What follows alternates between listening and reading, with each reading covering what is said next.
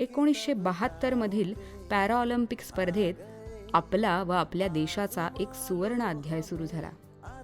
जर्मनीतील Heidelberg येथील स्पर्धेत आपण जलतरण या क्रीडा प्रकारात भारताला पहिले सुवर्ण पदक मिळवून दिलेत आणि आपल्या देशाच्या शिरपेचात एक मानाचा तुरा खोवलात.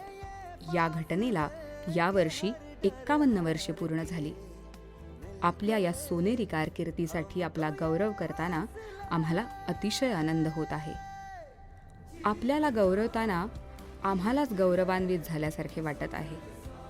आपल्या या पराक्रमी कार्याला पुन्हा एकदा सलाम.